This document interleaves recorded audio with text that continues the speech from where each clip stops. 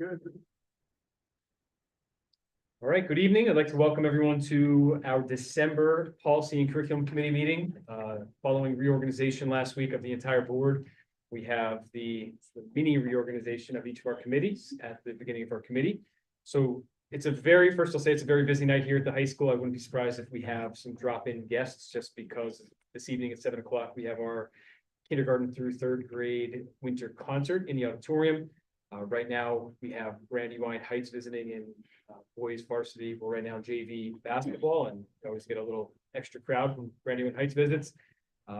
There's also some parent meetings. I think KASD has a meeting here in the building as well, if I'm not mistaken. Just a busy night here around the campus and a messy night outside. So we will get started first. The first item of business is the election of a committee chairperson for the year. We do not need to go through the formalities like the regular reorganization of electing a temporary chair. We just get down to nominations of a chairperson for the committee. I'll nominate Mr. Wisman. Second. Yeah, a nomination in a second. Are there any other nominations? And it's by a call vote. All in favor? Aye. All opposed? Congratulations, Mr. Wisman. You are once again the chair of the Policy and Curriculum. Thank you very much. So we have more curriculum items than policy items tonight, and we can start with KASD, some data review. So typically we had a whole separate meeting for the academic achievement and 100 and something slides and an hour later, and we decided we could compact that a little bit and bring the principals in and Jenny in to have also a voice in that presentation. So the format is a little bit different tonight, and yet much of the data overall will look in a similar format as it has in prior years. And you can go ahead to the next slide right away. Thanks. So tonight I'll cover kind of the gamut of things that are touched on in the Future Ready Index, because that has just been published. Hence the article that came out, I think it was just today's paper, with the scores across the county. I like that they no longer pit schools against each other in the same way that they used to when it was a numbered, everybody had their one score. So to try to figure out some of those rankings takes a little bit more math, but we'll share some of those this evening. And I think Christian shared some of those with you previously as well. So just to show the update of our demographics, and this is really kind of since my time here, that inner pie chart shows where we were in 21-22. And then in comparison, the outer pie chart shows our overall racial demographics for the 23-24 school year, so last school year.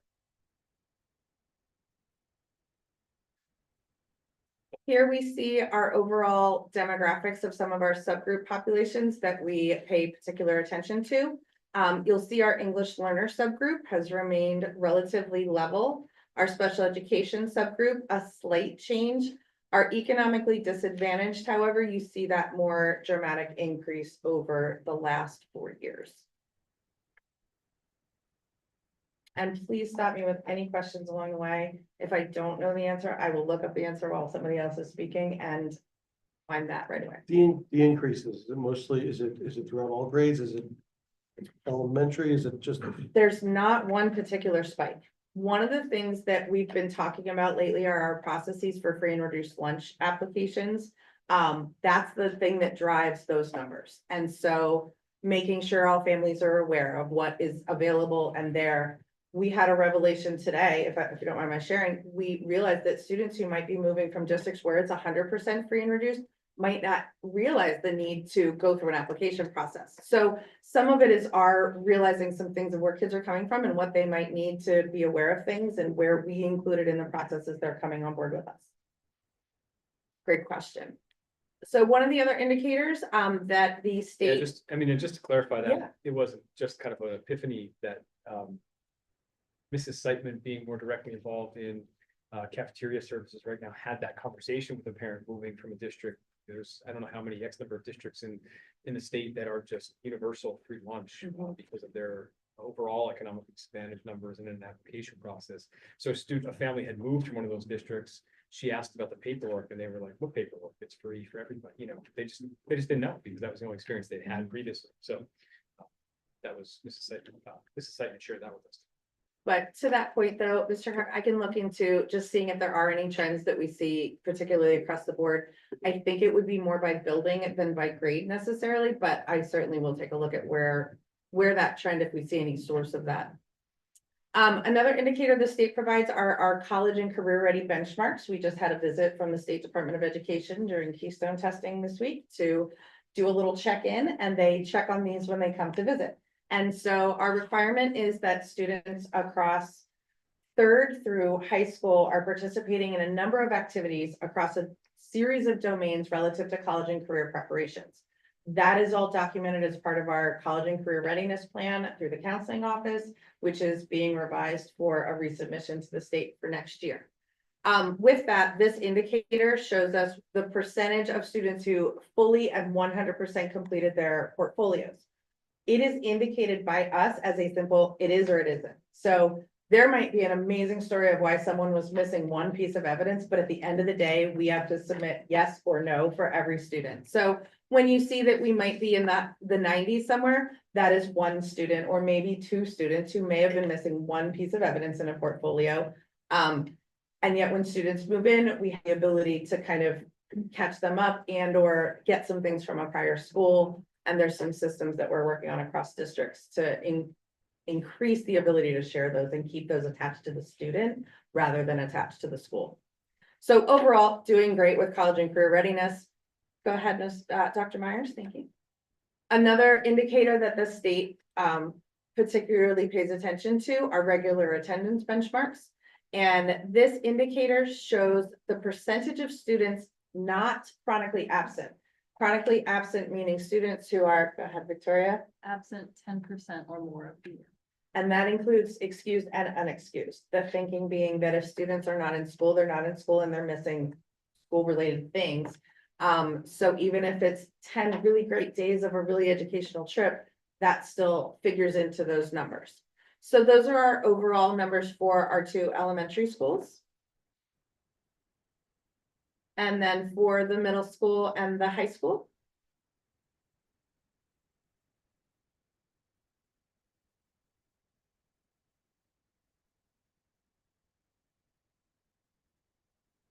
And with that, I will turn it over to Mrs. Elliker to share a few details from our special education snapshot. So I will share with you just some updates on our student population for this year, as well as some highlights from our department.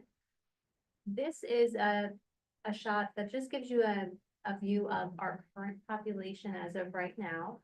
You'll see that our school district is in blue on this graph, and the state as of last December 1st, which is when the state publishes data for each district and the state in general, is captured there. So us compared to the state average.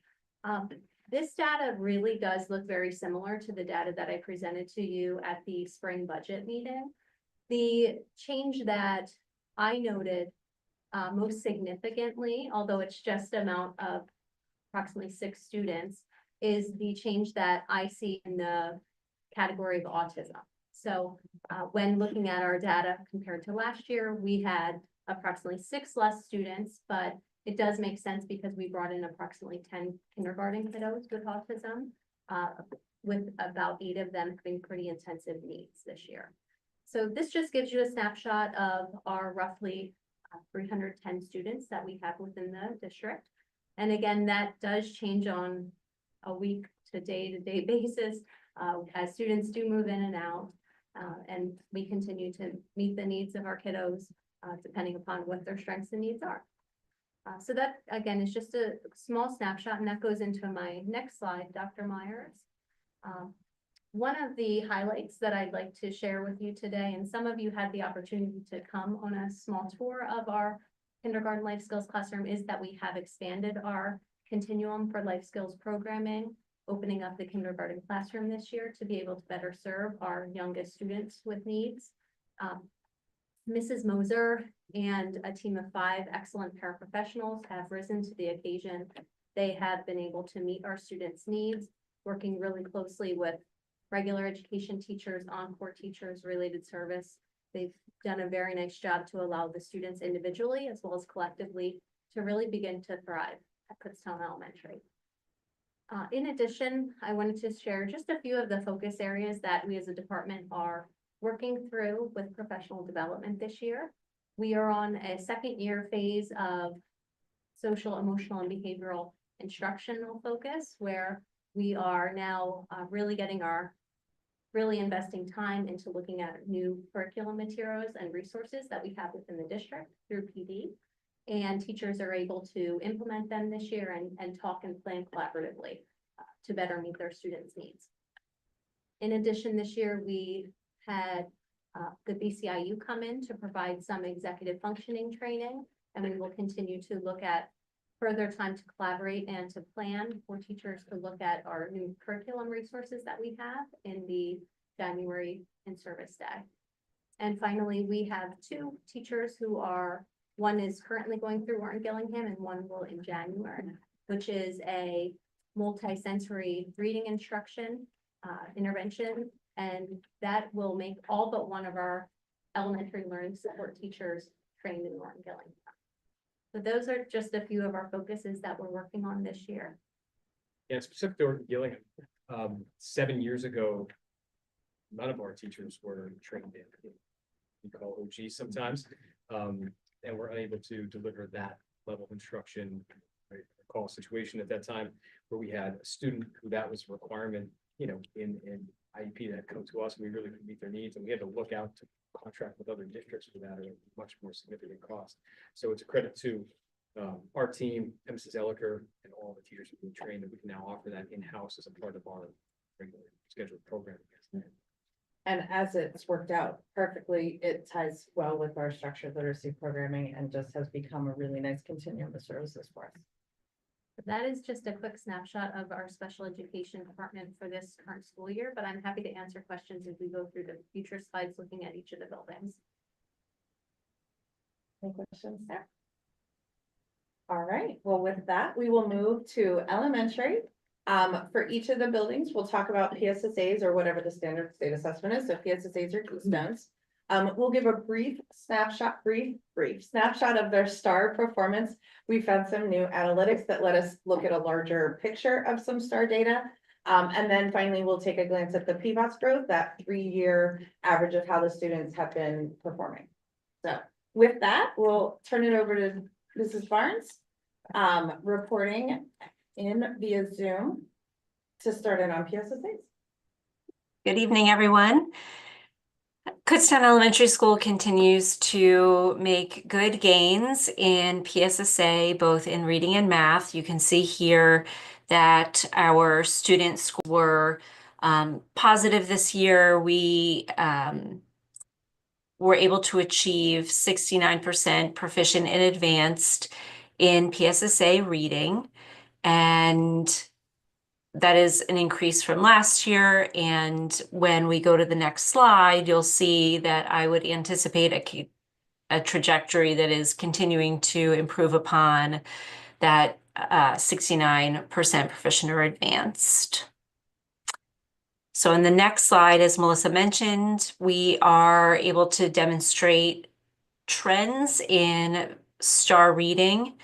And this is looking at fall, which is the very beginning of the year. The students take that assessment within the first 2 weeks of the school year, and then the end of the first trimester, so late October, early November. And that is comparing over the last 5 years, those two timeframes for the STAR reading assessment. This does not include students who take the STAR early literacy, but any student in grades 1, and there aren't typically as many students taking STAR reading in these timeframes here in fall and the end of the first trimester, but there are some in first grade. And then by second and third grade, nearly all of the students are taking STAR reading. So this encapsulates some first graders and then most of the second through fifth graders. And you can see a steady uptick with the exception of that blip in fall 22-23. We have some hypotheses about what caused that dip, but it is relatively small when you look at the scale on the y-axis. But you can see that we are trending upwards. And so if we continue to demonstrate a positive trend in reading, that does translate to a positive trend in our PSSA score. So I hope that that continues to play out, and we'll continue to monitor that. And then moving on to math, you can see again, we are 66% proficient in advanced, which is again a positive uptick from last year. And I think having 33% of our students advanced in mathematics is a pretty positive demonstration of the level of rigor that we're providing to our students in terms of mathematics instruction. And then on the next slide, you'll see the STAR math trends, which is really interesting. This really demonstrates the big positive uptick they take after coming back and getting back in the groove in the fall. Every beginning of year, it seems that we are really dipping down there. Kids seem to have lost some ground or not gained any traction yet from the summer, but then we immediately spike back up for the end of the first trimester. The end of this trimester, that last data point is a little bit lower than last year's rebound. So that's something that we'll continue to monitor and address with our MTSS interventions in mathematics as the school year progresses. The next slide shows our science PSSA. This is something that we excel at and have traditionally had very high scores in. This year is no exception. And then as students move on to take science in 5th grade, as the PSSA transitions from 4th grade to 5th grade, I anticipate that will continue to be a positive feather in our cap. Moving on to PVAS growth, you can see here that in mathematics and science, we have exceeded the growth standard. And in language arts, we have met the growth standard. All of these indicators show me that Kutztown Elementary School is really helping students to meet all of the standards that the state of Pennsylvania expects us to, and more. And then on our last slide are some celebrations that I wanted to share. And the first one there is the Cougar Clubs that we've talked about in the past. This year we have fully implemented our Cougar Clubs. It's just part of what we do, and the kids are really excited. In fact, this coming Friday is our first round of the students' second cluster of Cougar Clubs. So we're excited about that. Mathematical mindset is something that we've been working on for the last couple of years, and 5th grade is working with Dr. Mace to continue to develop learning progressions in mathematics. We are rewriting the curriculum in 4th grade, and we're starting to deepen the use of math mindset in other grade levels. We're also getting into classrooms more with learning walks, which has always been something that we've done at KES, but we're getting a little bit more diverse in terms of what types of instruction teachers are seeking to observe and learn from their colleagues about. And then another thing that I think is a really positive indicator of how the teachers at KES really seek to continue to grow in their own practice is that this is the second year the teachers are choosing to participate in lesson studies. And so they are collaborating to develop a lesson. Then one teacher teaches the lesson while the other teachers observe, and then they debrief and they talk about what went well. Then they reconstruct the lesson based on how it went that first time.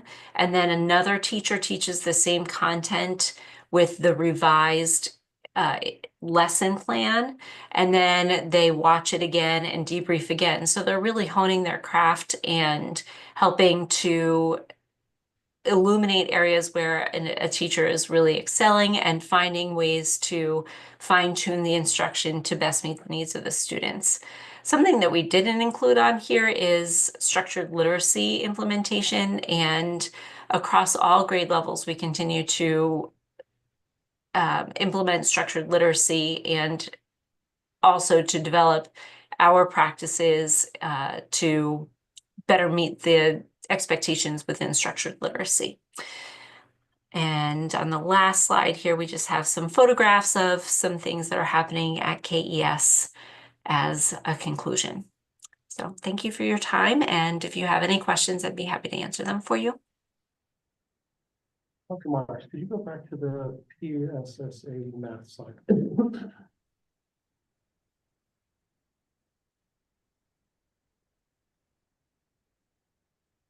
I have one question, Mrs. Barnes. So I noticed that for these are our current sixth graders showing the fifth grade results, yes? Yes, So we had a higher number there, last year's fifth graders at basic or below basic. Did that increase from when they took the test in fourth or third grade? Have they been below basic or basic throughout elementary school, or what's your? so the percentage of students who are basic or below basic here is less than the previous year. In the previous year, 16% of the students were below basic and 25% were basic. So I don't have at my fingertips the cohort data for each individual grade level, I but do. generally speaking, the overall percentage of students who are basic and below basic decreased from the previous year to this year that we're reporting here. I guess my other question then is actually for Mr. Lynch. So those students have moved into sixth grade math. How are we faring in sixth grade with? Yeah, I actually talked with Mrs. Ashman a bit about this today. So there are a handful of students, obviously a percentage that came in below basic or basic. She has a pretty good handle on those students, where those students need strength, where those students need support. She is addressing those within the schedule that we have, and she's confident that she's gonna see improvement in those students for sure. Okay, so it sounds like we're doing what we need to do to Yeah. address. And Appreciate it. to Thank you, that, Mrs. Barnes. to that point, Thank when we you. look at sixth grade over a couple of years, we see a nice uptick last year with some of the things that Mrs. Ashman brought in and started doing last year. And you'll see that in the middle school data. I think we really only started, I talked to you guys about Alex and the math program that we're using. She only started with that midway through last year. And so just looking at that as one component of the many different things that she's doing, I think we're seeing some good trends overall. And upward trends buck every other trend for middle school math in the state and nation, so we'll take it. All right, thank you, Mrs. Barnes. Thank you. All right, and we're gonna turn it over to Mr. Pyle to talk about Greenwich. And then he's gotta go kick off an elementary concert, and so he's gonna skate out probably not long after that. And you've gotta explain that picture as you get started. Yes, well, our Greenwich families, they like to show up early, so I was already talking to a couple of them, but, so this picture was from, our fall festival. We had, the PA Game Commission come in, and they did a assembly for all the students. It was all about bears. So, they all got to leave with their, little hat there, and I just walked by that classroom and saw them, took pictures, so it was pretty cool. But we'll be talking, just like Mrs. Barnes, I think she gave a very good in-depth analysis on analyzing this data and what we're looking at. As you can see here, we were 63.6%, which was an increase from the previous year. And I will say, you know, when you look at the research in terms of high stakes testing and there's a turnover in leadership, normally you will go down in high stakes test scores. However, in reading, we did have a little uptick from the previous year.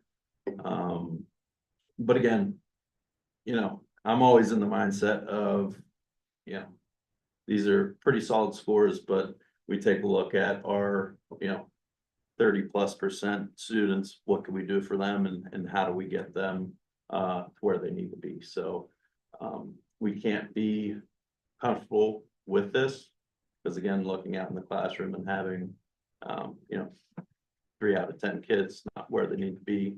How do we look at that data? And we have been having data meetings and really good conversations of how to address that. And I think being a part of this district, I really appreciate some of the initiatives that we're doing here to address that. So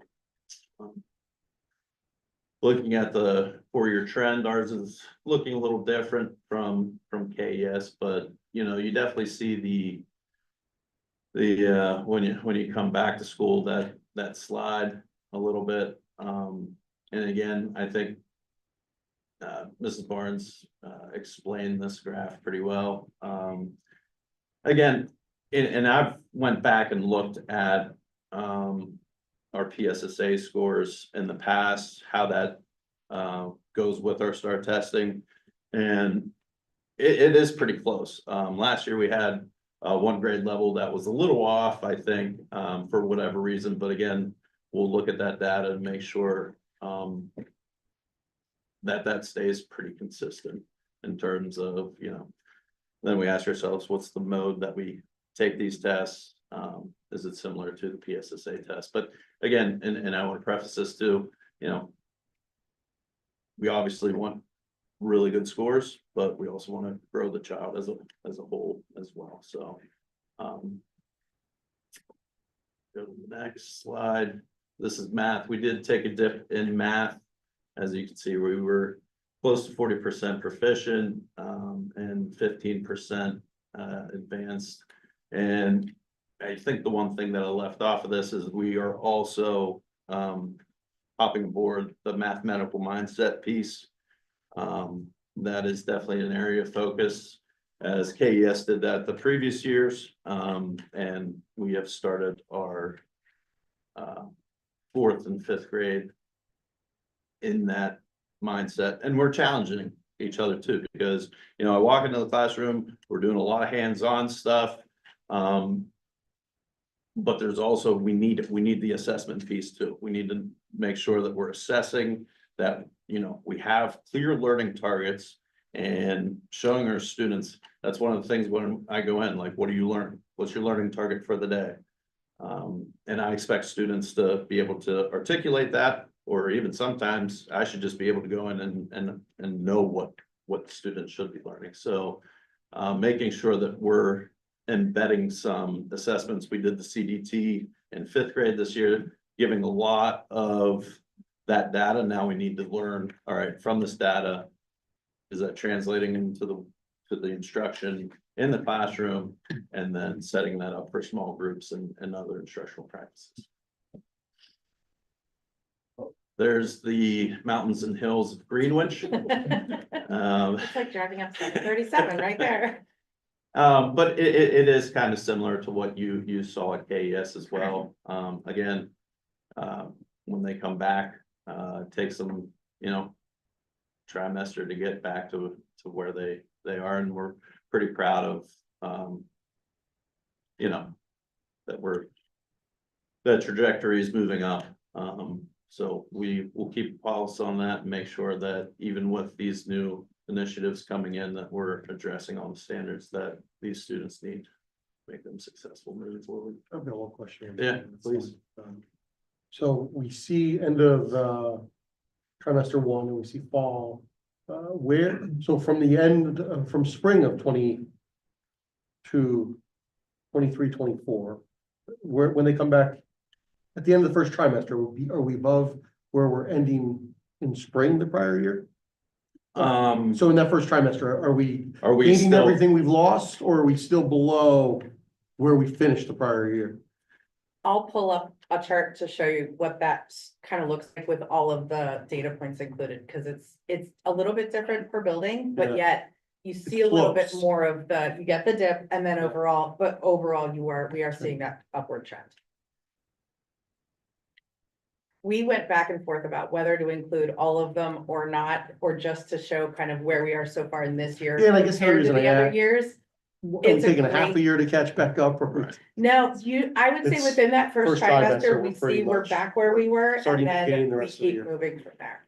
When- But it speaks to, we've gotta do more with summer. I mean, it's wise. People started the argument of year-round school long, long ago. And not that I'm necessarily a proponent of that, but it's what do we provide in the summer? What do we encourage in the summer? What do we bring kids together for in the summer? And how do we keep growing that so that the more we can cut that loss, the more we can just keep growing instead of having to recover every time. And I hate making assumptions, but also too, like, kids are getting into school, getting acclimated to the classroom again.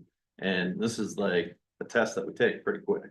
Mhm. So it's like, Absolutely. boom, and then you look at the next test, it takes a little bit to rev the machine, so. That's kind of what my question is gonna be, is when are we assessing those?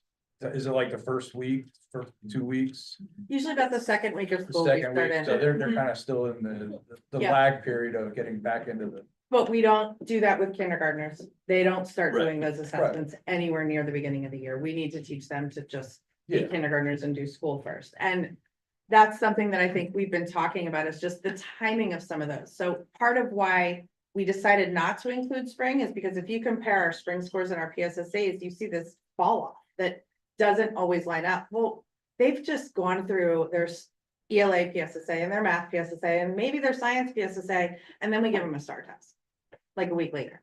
And by that point, they may just be test fatigued. We're not really sure, but we also know if we wait 2 more weeks and it's almost June, we're probably not gonna get a better result then either. Do we get them while they're still in the testing zone, or do we? So those are some of the things that are all gonna factor into some of those scores as well. I have a question. This may be silly, but I know there's still 2 options. Are they taking it one paper or are they taking one? Great question. So next year's the year we have to be online. And so we decided that this was the year to test all the systems of going online.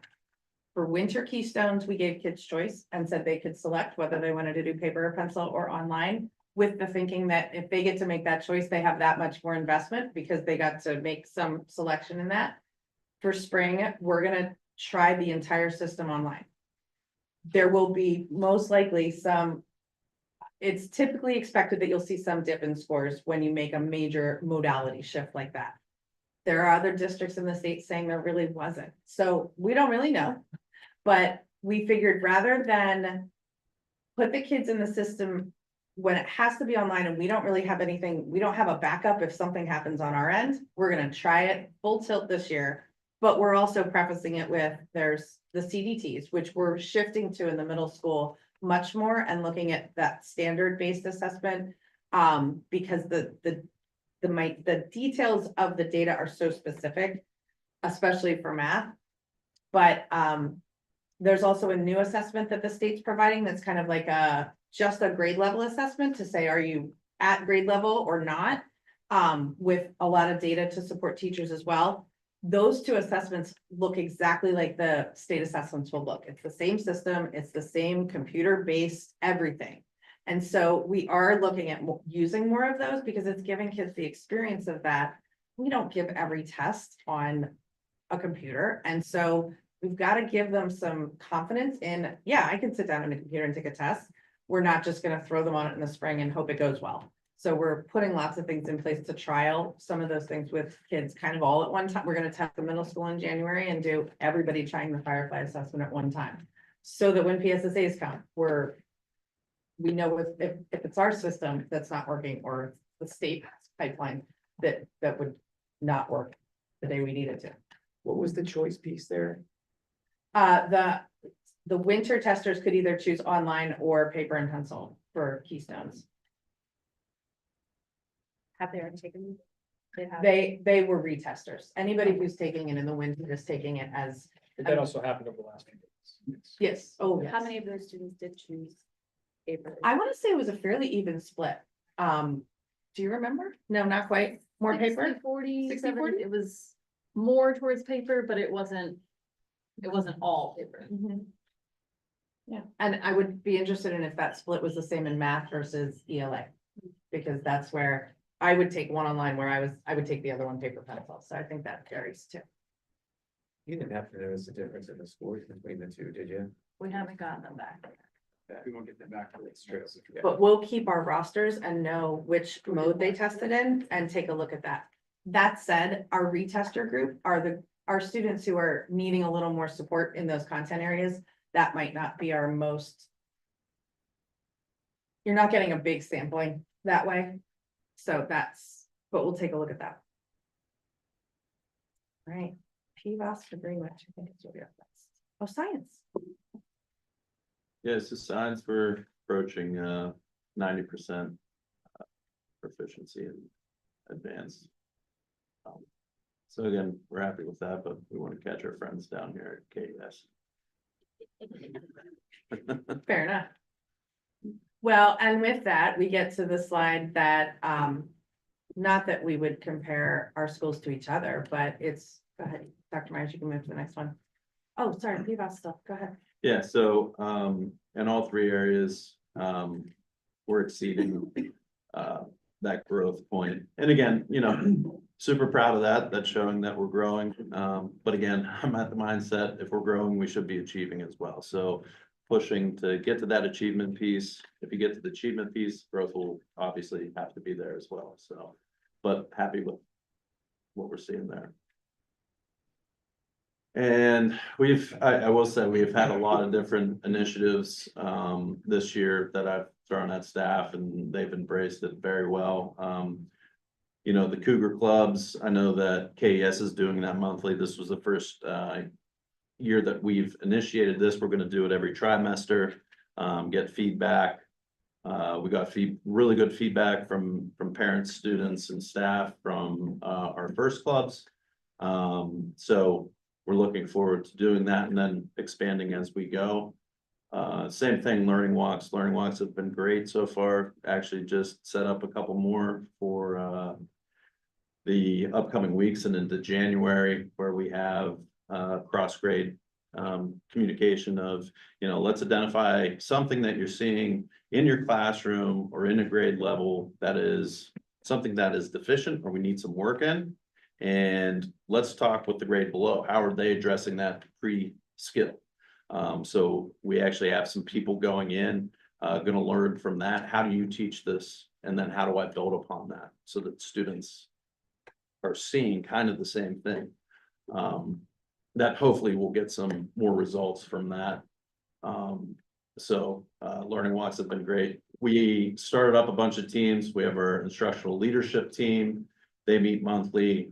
We unleashed our school-wide positive behavior system. They meet monthly as well. We have a safety team that we created this year. They meet monthly. And then we have our clubs team that work on organizing our clubs as well. PTO, we've had a shift in hands. Also, we wanted to get more parents involved and more teachers involved. So feedback, we haven't had this many people come to meetings, teachers, parents. So we're kind of having a reboot with our PTO. And so far, the participation has been great. Fall festival, that was something that we tried out. That's where you'll see the goats snuggling there. But we've, you know, I think at our retreat, we talked about how can we bring the community into us? Also, how can we get it out into the community? So we tapped into some families, local businesses, and came in, and the kids had an absolutely great time. I mean, we all had a great time. It was really fun. And again, that's, you know, you work hard, you play hard. That's my mentality. And we had a really great time with that. Student jobs, I actually just had a couple kids come in today. They just revised and edited. They gave me a bunch of things for tour guides. So they're now revising that. We're gonna practice that on Friday. But we have a bunch of student jobs that students had to apply for, fill in an application. And then we reviewed it and they either got selected. And then our book study, Shifting the Balance, we're starting book study. And again, that aligns with the structured literacy piece. So having those conversations, and really it's shifting your mindset, because again, we've lived in certain instructional practices for a certain amount of time, but when you know better, you do better. And having that safe environment and working together on that, looking forward to that. We are starting that this week. Actually, Thursday is our first meeting. We had to push it back just because, again, there's been a lot going on, but we can't push it off anymore. And the feedback so far, people are looking forward to it. So excited about that. I believe that is it. So if you have any questions, I'm gonna go. Sing along. All right, in an auditorium waiting for you. All right, and then we see where our elementary is lined up against the county. There are 50 elementary schools, so it's not our usual 18 denominator. There are 50 different elementary schools to count up. And I'll just let you see where we landed. Yeah, wow. Yeah, faring pretty well. Never time to rest on our laurels, always work to be done, and with the increased attention on structured literacy and the shifts that are going on, I think we're just going to continue to grow really strong readers and students through all of that. The mindset work is definitely impacting students and the approach to math. And when you see kids that aren't trudging in with the, I don't want to math sort of mentality, and they're excited for that kind of learning, that's just great to see. All right, so we move into the middle school. And with that, I will turn it over to Mr. Lynch, who's definitely got to explain why it looks like they might be burying something. So, yeah, I think what you might hear a lot about it, over this presentation is just people trying new things. And a great example is this year we have a new 6th grade science teacher. He's not new to the building, not new to the district, but Mr. Brown jumped into 6th grade science. And one of the things he did to get his kids involved in what hands-on approach is he brought in the Berks County Nature Society to come in and help plant some trees. So it wasn't a sit back and watch people how to plant trees. Kids got involved. They were digging, they were helping each other out. It was a real different approach to science class, and also a way for kids to work together and see what they were doing was product that they can look out the window and see today.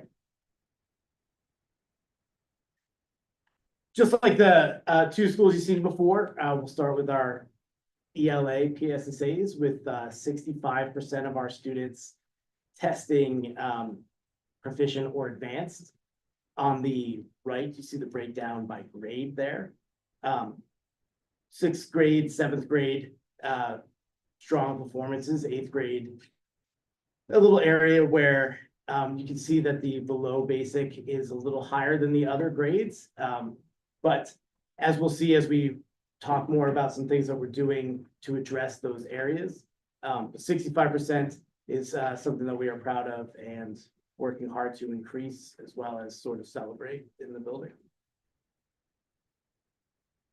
Math is an area that we need to improve on. We have 35.6% of our students across the building are proficient in it or advanced. Again, I'll talk about some ways that we are going to target math to increase our scores, but this is where we are for this also, I guess it's a bit of a misnomer there because we took the keystone. I took the algebra off to the next one, and I forgot to change it to 2024. So my apologies on both fronts on that slide. So we do offer Algebra 1 as an 8th grade course. So students that take Algebra 1 take the Algebra 1 Keystone as well as the Math PSSA for 8th grade. And just keep in mind that while taking algebra, those students are not receiving direct instruction within their core curriculum on all of the standards addressed in the eligible content addressed in the 8th grade PSSA, because they are focusing on algebra.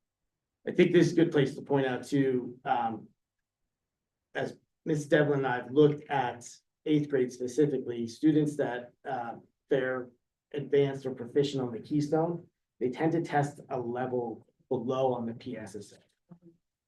So it's a bit of a mixed bag when you look at 8th grade of what is success. Is it proficiency in advance or proficient or advanced on the Keystone or strong PSSA scores? We're looking at, do we use STAR data? We took the CDT for algebra students this year, trying to figure out what is the best predictor of where students need support. So we're trying to see how do we address this the best, and how do we address it the most efficient with the time that we have and the resources we have. So again, English growth, all of our students are meeting growth, room for improvement for sure, but that's an area, especially when we look at math and science, those are two areas that definitely need some attention. And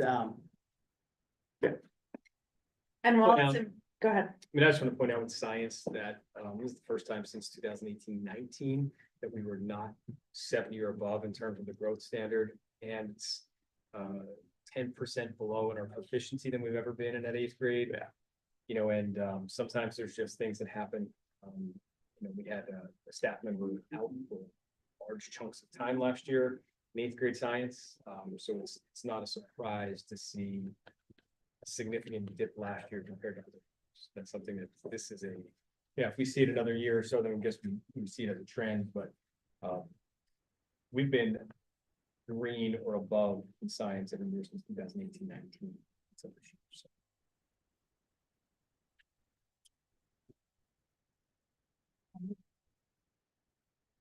okay, so I alluded to this a bit.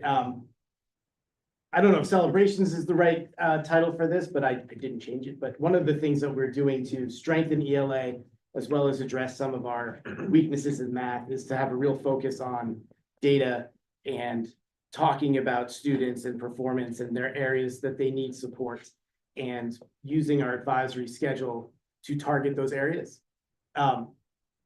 We have ELA data meetings. We'll have our first math data meetings for the year after this round of STAR testing. So some will happen before break, some will happen immediately after.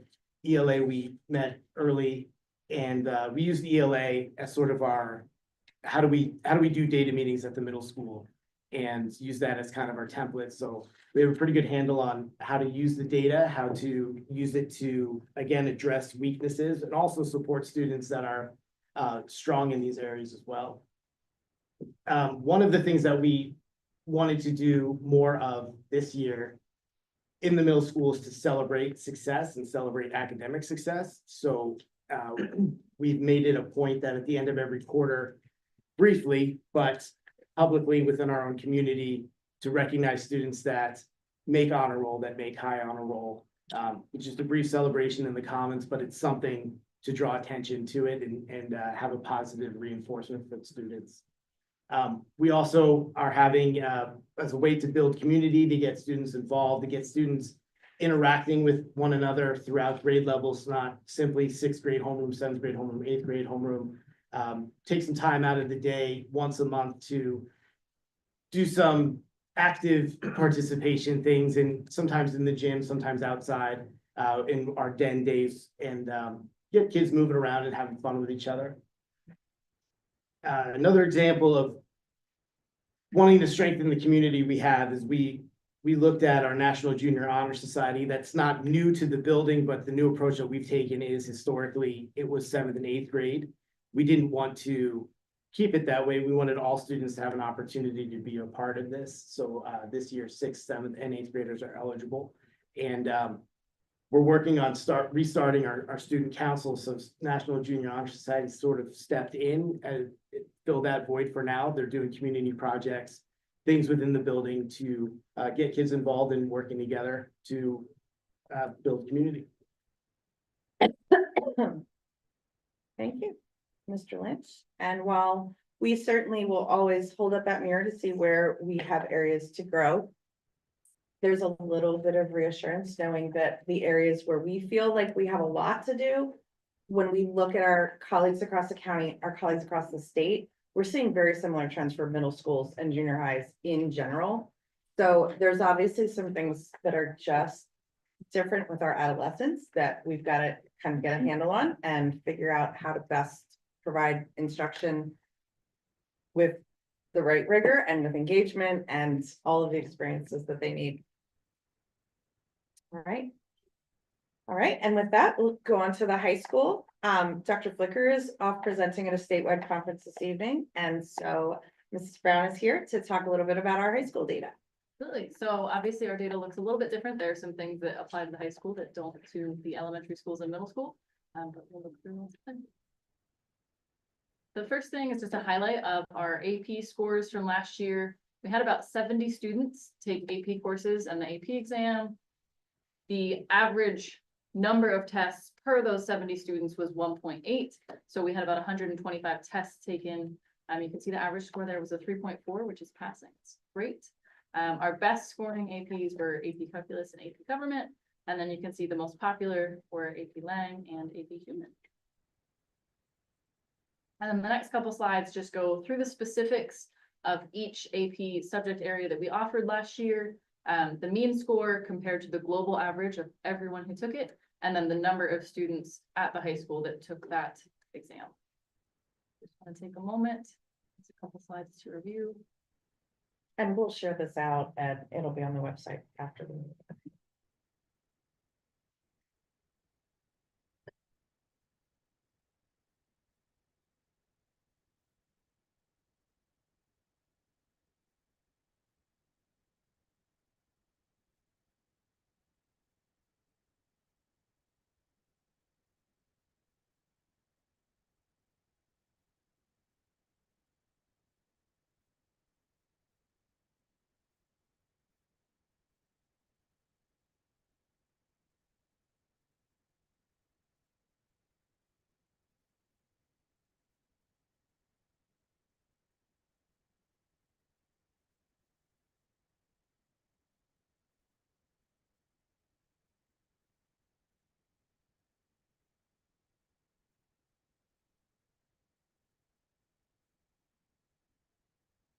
It got way too quiet.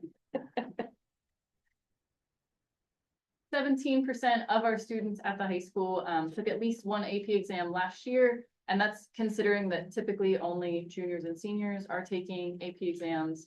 So when you kind of think about it, it's, you know, I guess you could say 34% of the juniors and seniors. And then this, again, just gives some different perspective over a 5-year span of our AP testers and their proficiency. So a 3 or above is a passing score. And you can see that pretty consistently we've been above 60%. Last year we were at 86% of our students that took an AP exam passed it, which is really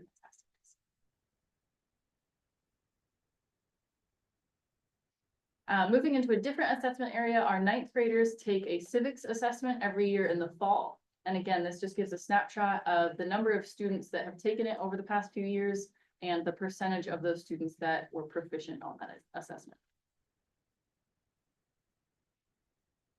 Moving into our keystone scores of literature, algebra, and biology at the high school. Really doing a great job here in literature and biology. You can see are doing fantastic. Algebra is a little bit lower, and we kind of see that in a few areas. One is that, as was mentioned, some of our 8th graders are taking that before they get to the high school. So that's some of our higher performing students would not be contributing to this score because they've already taken it. And this is also an area that as we start to build our MTSS system, we are really looking at how we can support these students and using some more diagnostic testing to look at where they are and what areas need addressed as we start to build those systems for the students. And actually, just to clarify, because algebra scores are counted for 11th graders, 8th graders are in there. It just was maybe 3 years ago or 4 years ago when they took it that it's finally showing up on a pie chart in this forum. For our growth, we're 100% across the board in all 3 areas. Again, really great to see.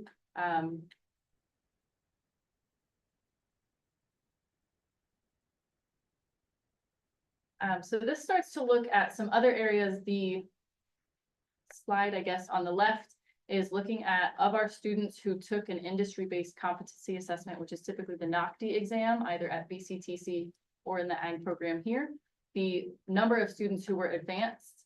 So we were about 20% on that.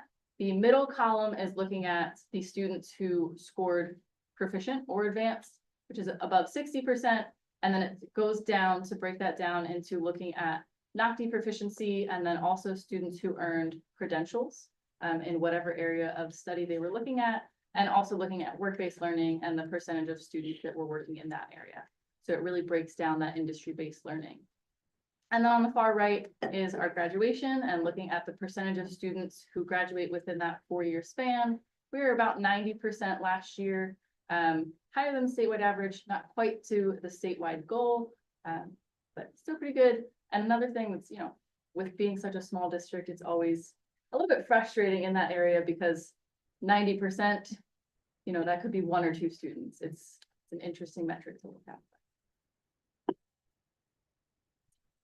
And then when we look at where the high school lands in comparison to our county cohorts of 18 other high schools or 17 others, there's our rankings.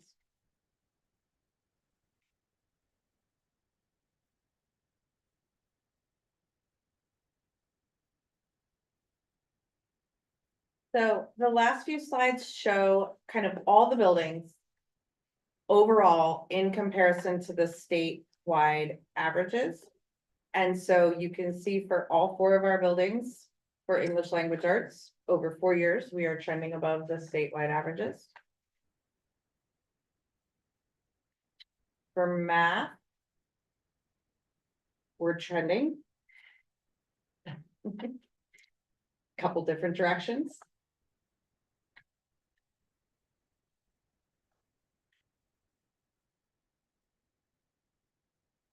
And that would be science. And the colors stay the same throughout.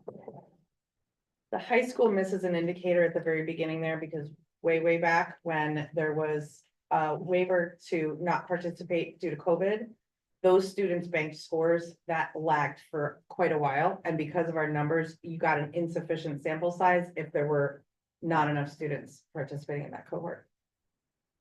So although when we look at our rankings and when we look at a lot of our scores, we feel really good about where our students are landing and a lot of the work that we're doing. Always room to grow. Unless you see 100% everywhere, there's always space to keep working. And so when we have looked at data and looked at our comprehensive plan and looked at the gears that are in motion, they come back to, I think I have the exact same things on the last 2 years slides. We are continuing to build our MTSS systems to strengthen the supports that we provide for our students. We're continuing to make data-informed decisions, growing the systems and the processes along the way. We're at the point where our elementaries are fully utilizing an MTSS system, documenting what intervention students are having, so that when they get to middle school, we will now be able to say, here's what the student had, here's what they may still need. And those are now continuing across the whole K-12 continuum, which is great because those supports will be there for all of our students. Next.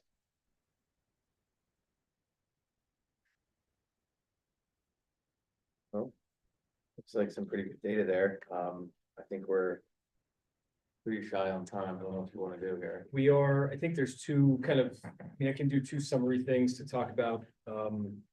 If we just want to give us a few extra minutes. From the high school programming update, we just wanted to point out, we've been talking about a few things, high school programming, including leveling and then graduation requirements. We did want to give, sort of a heads up that we are continuing those conversations with the intent of bringing more substantive information about graduation requirements in January, but also in January, looking that we are, and this is shortchanging it, we've talked quite a bit, but our recommendation is that we look at that collapsing of levels in 9th grade for next year, in 9th grade, only for next year, where for a variety of reasons, very simply coming from 8th to 9th grade, you don't have that same level of leveling, and there's not as much choice in your core academic subjects. And then we can continue to monitor into next year before we make a recommendation for the following year. And again, 9th grade is that entry point where we can, with the additional supports, through MTSS, but also the way our ninth grade is structured, like the middle school, in the last few years, our ninth grade has been able to meet as a team for the most part with that group. So it's a pretty, it's a better natural support system than maybe as the high school schedule starts getting a little scattered more in 10th and 11th grade. So as an entry point, we would have that in our recommendation for the course of study, bringing that in January. We've talked about it quite a bit. We know there are some hesitation points, especially as you get into 10th and 11th and 12th grades. Those are all fair, but from the standpoint of feeling confident that we need to change our approach in ninth grade, we're going to be making that recommendation for ninth grade only next year. So that would be part of that board that we're going back. First, the committee before the next. Any questions you have before then, certainly shoot them off at any time, but otherwise we'll just be making that recommendation and embedded in the course of study. The other piece, I think, just because, it was brought up, I just want to make sure we're addressing it some. We have under policy two pieces, one negotiations team administrative regulation. I shared, I think, with the board, and do have a copy here of a printed version. Just my attempt to, lay out exactly how that team has functioned and it's, continues to function, because I think this does define things for us better. If there's any questions or concerns about that, we can address them. We just want to make sure that everybody's on the same page, defining how the negotiations team functions, despite, we called it at the reorg meeting traditionally. We want to look at policy 805 quickly here too. I don't think we need to. We Okay. just, as we dug up this 805, there are some minor recommendations for I'm sorry, 00, it says 805, it should be 005, apologize, but 005, that don't need to be addressed right now. And then we can determine at the next policy committee meeting, I think, whether we want to embed some abbreviated language of this into the policy and then this as an AR, or just have this or some edited version of this as an AR, because it's not addressed at all in policy. The AR is fine, again, especially if we attach it to the policy. It's just a decision we want to make as far as organizations. I don't think that needs to be done today. This was more about making sure that we kind of publicly communicate how the team has functioned and defined. So I think that's all fine for January. Just want this out there to clarify any questions about functioning.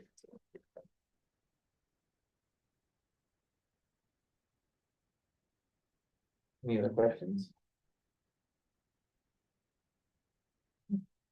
Well, I'm gonna just answer my own partial question. In the meantime, I will attach this to the policy and board docs before we approve anything else. As an admin regulations don't necessarily need to be formally board approved, but as we talk about the policy next month, we can decide how to do that. Yeah, that was actually a question that I had since the last paragraph. Mhm. Is that our standard wording It- for ARs? It is not the standard wording of this. I intended to have more time and say that we could have, look at this as being approved. I just want this public until in interim, but we'll bring it back in January with policy. Feeling that it should be the board's determination there. This reflects that.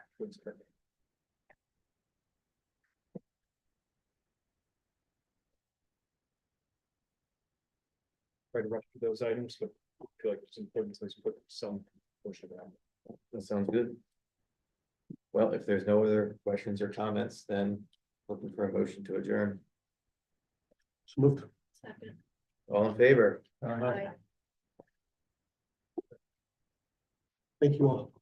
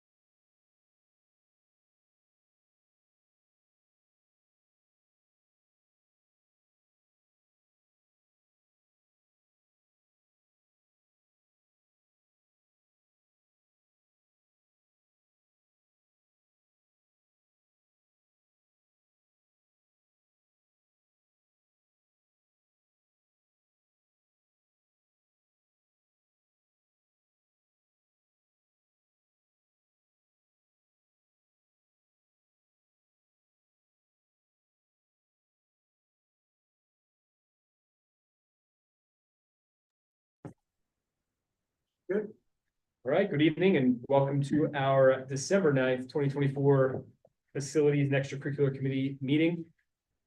First item on the agenda is the election of committee chairperson. We have any I'll nominate Mr. Light. nominate Mr. Light, we have a second, Mr. Hess is a second. You nominate anybody else? No. No, all in favor? Aye. All right, congratulations, Mr. Light. All right, so we're gonna jump to extracurricular. Yeah. Yeah, no problem. Mr. Yapsuda. All right, thank you. So we'll start with the 2024 fall wrap up with our athletic department here. Usually about a month late on this. We didn't have a meeting last month, but definitely a good time to wrap up all the great things that happened this past fall. So first of all, special thank you to Mr. Shirk and our marching band. Again, another great year. A lot of great performances throughout the football season on a Friday night. That whole experience of a Friday night football game just isn't complete without all the hard work that Mr. Shirk and the twirlers and band front, everybody all the hard work that they do for their Friday night experience. So special thank you to Mr. Shirk and to our students as well. We'll move on to our cheerleaders. This year, our head coach, Linda Andre, returning to helm the cheerleading program. She was assisted by Susie Donchez, and our middle school head coach was Adrian Lehman. We had 20 high school cheerleaders this year during the fall, 4 middle school kids, and again, great effort by our cheerleaders to involve our fans and also the visiting team in spirit building activities throughout this fall season. Our golf team, Mike O'Hare, back again for another season as a head coach, assisted by middle school teacher Bernie Boyle. Our regular season was 113-1. We're tied for 6th place in Berks Division II. We had 8 boys participating this year. Some of our highlights in the postseason, we had 2 BCIA qualifiers, Daniel Urick and Andrew Gilbert, both in 10th grade. Daniel was a BCIAA Division II honorable mention. Andrew made the all Division II team, and Daniel qualified for the District 3 championships this year. So some young talent there. We look forward to a few more years with them participating. Our field hockey team, this was the first year of the newly established co-op, and by all accounts, I think it was very much successful. Our new head coach, Joe Yeagle, assisted by Carly Turner and Kate Harms. And we kind of reversed those names a little bit. We had Carly Turner as the head coach for our middle school team, and Joe Yeagle was her assistant. We had some trouble finding some middle school coaches, but Jill and Carly stepped up and they did a phenomenal job just helming both programs this year, and very organized, very well run. And the kids at the high school and the middle school didn't miss a beat. They're very well coached, competitive, and we're very thankful for all the whole hard work that our coaches put in. During the regular season, they finished 8-9-1, 2-4-1 in the division. This year in Berks County, there are only 2 divisions now for field hockey, so we finished in 6th place in Berks Division II. We had 19 participants at the high school. That breakdown was 8 from Kutztown, 11 from Brandywine. And we had 14 participants at the middle school level. And we had also 8 from Kutztown and 6 from Brandywine at that level. So postseason recognition this year, we had Cameron Henry, a junior. She was the BCIA All Division II team. Rebecca Batts, a senior. She was Division II honorable mention, and Annalise Horvath, also another senior, Division II honorable mention. So congratulations to our new co-op, and wish them the best of luck as they move over to Brandywine next year. I would think still, Sorry, go ahead. I would just say, I think next year we'll still give updates. Absolutely. We can, might be, even though it'll be under Brandywine's, purview, we'll still want to give updates on our team and our girls. Absolutely.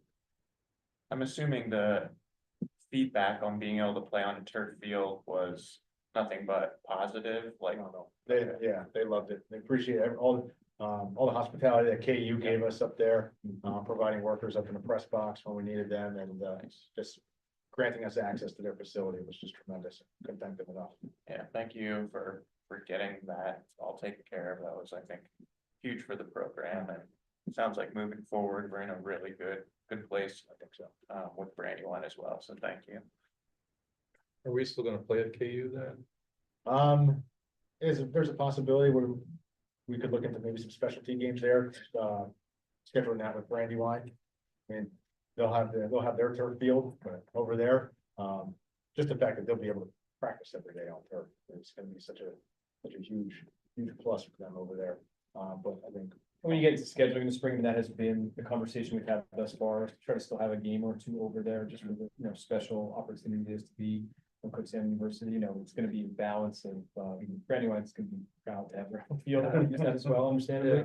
But just a unique experience that, from, as long as we've discussed, we intend to still try to be over on that field once or twice.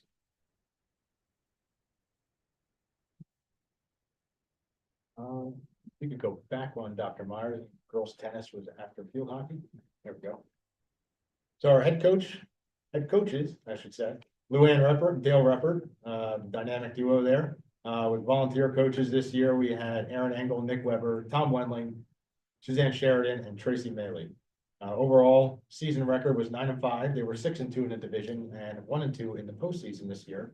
They finished third place in Berks Division 2, BCIA team quarterfinalist, District 3 team quarterfinalist, and Cadence Boning and Madeline Maley. They were BCIA Flight 1 doubles, third place. They finished third place in the District 3 AA doubles tournament and qualified for the PIAA championship doubles tournament. So they had a nice, successful long season there. A couple trips out to Hershey, so congratulations to them. And we have some good talent coming back next year on our girls tennis team. We had 8 participants this year. And again, our doubles team, Cadence Boning, a senior, the All Division 2 team, and Madeline Maley, a junior, also named to the All Division 2 team. So congratulations to those girls and to the team's success as well. Now for our boys and girls cross country team, numbers were light this year, but definitely had some recognition as well with some small numbers. Our head coach, once again, Shelby Brett, our middle school coach, Kelsey Yobe, and our KU intern this year, Casey Cienko. We had 4 participants at the high school, 3 boys and 1 girl. And then 5 at the middle school, we had 3 boys and 2 girls. So this postseason, we had a sophomore, Daniel Cali. He was named to the Berks All Division 2 team, finished 31st in the BCI AA championships, 7th place District 3 Single A championship, and qualified for the PIAA state championship meet in Hershey. And Lena Cackley, also a sophomore. She was Berks All Division 2 team. In the Berks championship, she finished in 25th place and finished in 31st place in the District 3 2A championship race out at Big Spring. So congratulations to our cross-country runners this year. Our girls soccer team, first year head coach, middle school guidance counselor, Keegan White, McKenna Yobe returning as an assistant coach, and Alan Angstack coming on as an assistant coach as well. Our middle school head coach was Matt Brown this year. This year they finished 7-11 overall, 5-7 in the division. And that is good enough for a 2nd place in Berks Division 4. We had 19 girls at the high school level, 17 at the middle school level, so good numbers there. And then some of our postseason recognition. We have Sadie Berger, a senior, Berks All Division 4 team, along with Carter Deal, a junior, and Lilia Pizzolanti, also a senior. We had 2 Division 4 honorable mentions this year, AJ Blank and Jaden Garris, both juniors. So congratulations to our girls soccer team. And our football team, Larry Chester back again as head coach, along with Maurice Quadrado Chester, Matt Lawhorn, Chris Klusowitz, and volunteer coaches Alvin Clark and Kenny Kramer this year. We also had our middle school coaches, Carlton Thomas and Steve Kircher. This year they finished 1-9 in the regular season, 7th place in LL Section 5. We had 29 participants at the high school, 18 from Kutztown, 11 from Brandywine, and 20 participants at the middle school. That was split right down the middle at 10-10. And so Berks postseason recognition for our football team. These were all BCIAA all-conference honorable mention picks. We had Brendan Ackley at running back, Colton Matthias as the athlete nomination, Tyler Wicke from offensive tackle, Jack Moriarty, place kicker and a punter, Ryan Walters as a kick returner, Jaden Martin as a defensive end, Alan Fitzsimmons as a defensive tackle, Aiden Showers as an outside linebacker, and Lee Meitzler as a long snapper. Congratulations to our football coaches and our football team for another fun year. And our boys soccer team. Head coach by Jared Deal with assistant coach Isaac Mengel and volunteer coach Alan Hallman. Our middle school coaches were Don Bucci and Lexi Swavely. This season, we finished 16-2 in a regular season, 11-1 in division play, and 17-4 overall. Back-to-back Berks Division 4 champions, Berks quarterfinalists, and District 3 2A semifinalists.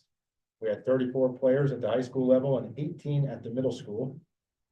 And our postseason recognition this year, we had Quinn Erb, a senior, and Chase Schuler, a junior, both named to the Berks All-Conference team. This is Chase's second year in a row being named Berks All-Conference. And then we had 4 members of the Berks All-Division 4 team, senior Colin Deal, senior Ashton Dunn, junior Robbie Ott, and senior Chase Sloboda. Congratulations to everything that our soccer team accomplished this year. Back-to-back division championship is a great thing. And again, congrats to all of our student athletes this fall. It's an exciting and busy fall season, but exactly what we expected. Sounds good. Congratulations to all the coaches and student athletes. Anything else, Mr. Yepsuya? That is it for the fall agenda. Or not fall, the fall review. Yeah, let's talk about the field house upgrade proposal, I think. Okay. Next. Richard has some information. So this started with a conversation about best use of space and possibly being able to move a batting cage out into the field house. Very high ceilings in there and a lot of space up above that field house, and we're just kind of looking to make best use of the space and the facilities and the buildings that we have. So Richard and I, along with Coach Conrad and Coach Mertz and Coach Chester, we were out there a couple of weeks ago just brainstorming, trying to think of possible options to make best use of that field house that's out there. And I think we were out there for a couple hours.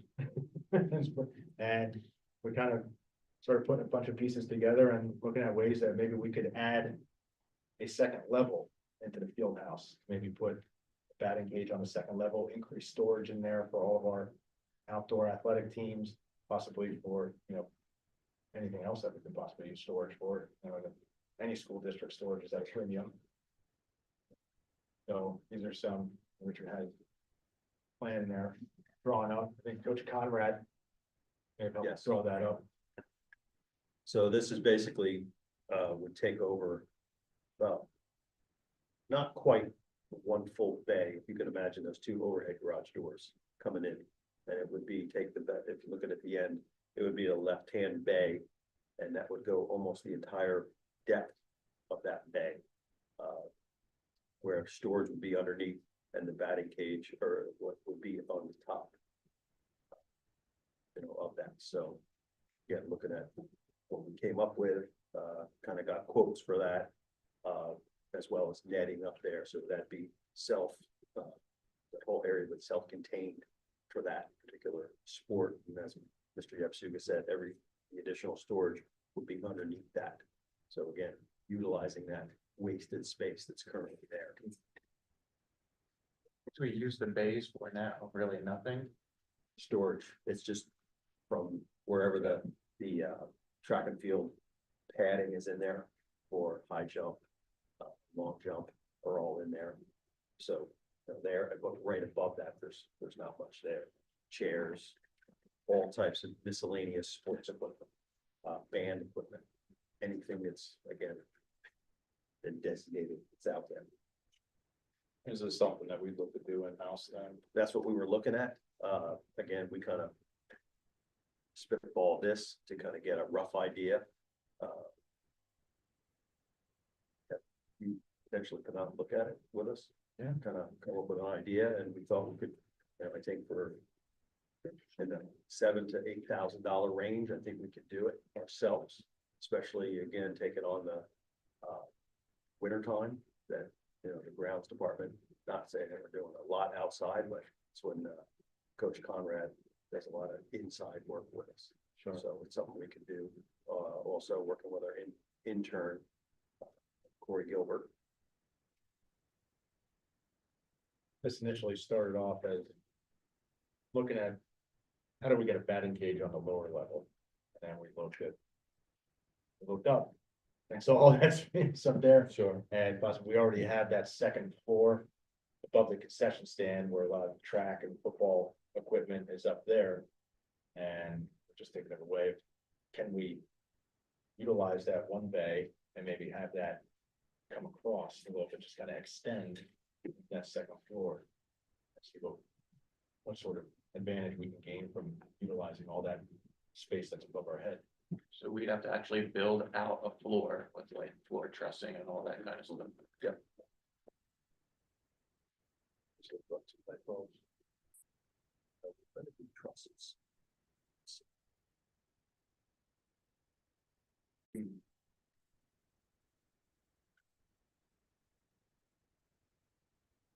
Conrad also, prior to joining us, worked at Burke's Products in the truss shop.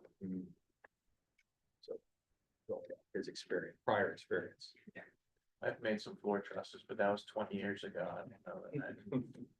Well, we can sign you up. So, I mean, I think the biggest thing right now is just that we have, what's the timeline? Like, what are we really thinking from a timeline on this? If there's a need for any further consultation, or if it's something that, you know, feel like it's a good use of time, money and space. I'm not sure what your crew is kind of looking at exactly, and then the committee one. I mean, baseball and softball are already in their preseason. They're itching to get in. Yeah, but they're going in there already. You know, they're currently sharing the high school auxiliary field, and that timing has to be, you know, very calculated, so it can share with other sports. The idea with moving it out here is that, you know, the auxiliary gym could still be utilized for other sports without disrupting, you know, the baseball or softball program. They can be up on themselves out in the field house. Right now with the batting cage that's back there, at auxiliary gym in the weight room. We've had it where we've had two groups in there. Obviously, they both get pretty compressed when that batting cage is there. Certainly you want to have space in between whenever that batting cage is in use, but you know, if we have an extra spot where, especially in the spring, when we're dealing with inclement weather and sometimes winter weather to start the spring season, another primary batting cage in a separate facility, then that whole auxiliary gym opens up for more student athlete use, more use in general, without having us to worry about a batting cage being down and taking up, you know, about 70% of the weight room when that batting cage is down. So we can take the batting cage out of that area? We were discussing about adding a second one in there, leaving what's in there now, because it's already on the cables, it's already a metal frame that's in there, and just having that being in there for when it's available. But whenever there's a comp, if we have winter track or indoor track or anybody else that needs to get in there and use it, we have a second batting cage out there. We can get a very, very good net for about $700 to $800, and then possibly have it, I don't know what the exact term is, a couple cables, almost like a shower curtain effect, where you just kind of slide it back and you can contain it that way on a second level up in the field house.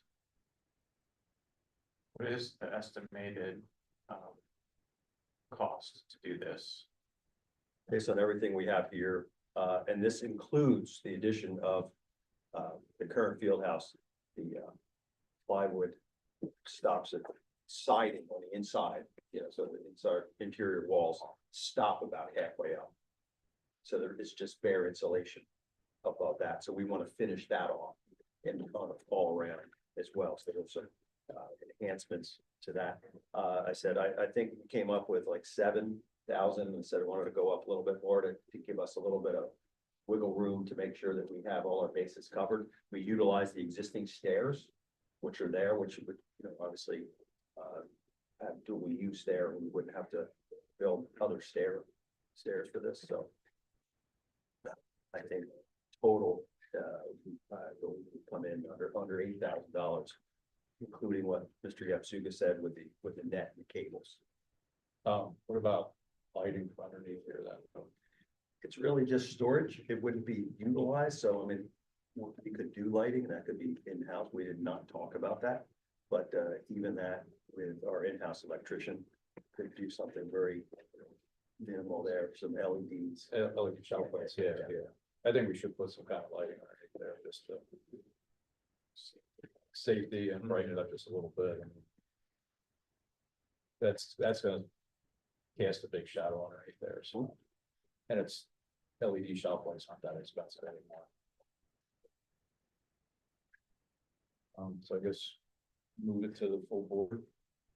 Yeah, I mean, this isn't, it's like just work in-house sometimes, like at the cost. I don't even know that we need to do a formal approval at the board level. It's just, we certainly can if we want to notify people that we're doing it, but we just don't want to make that kind of change without bringing the committee. Sure, I think this is an item that we can just give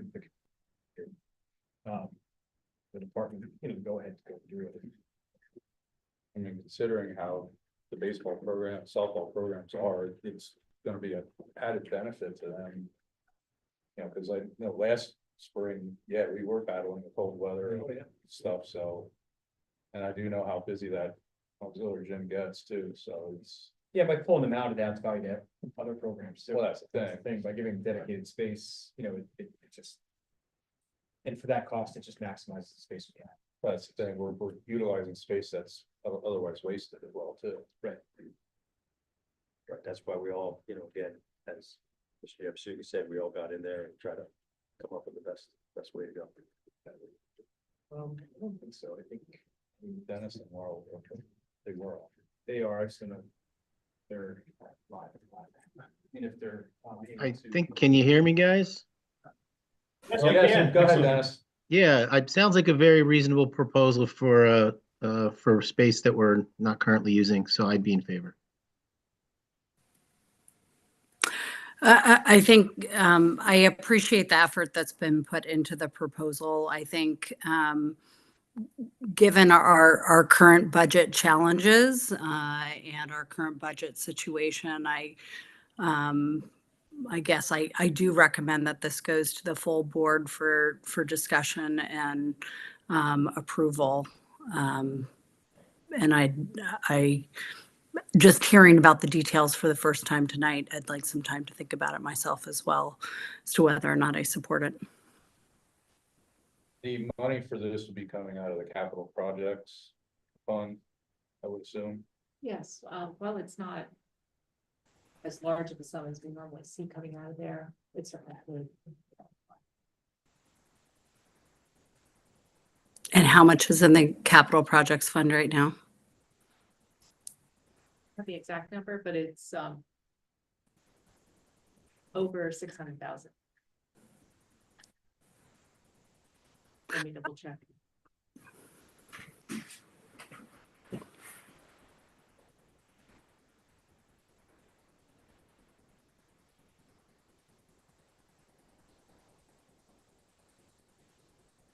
See any harm Yeah, we going to the full board anyway. I mean, it's just it's a fairly public alteration just because people are through there. So I think it's no harm in going to the full board on it, get everyone's thoughts on it. All right, so motion to move this to the full board for approval. So moved. Second, Seconded. all in favor? Aye. Aye. Aye. Aye. Excellent, thank you. If you have thoughts or questions in the meantime, just shoot them out our way.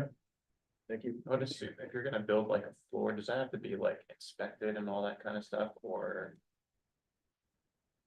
No.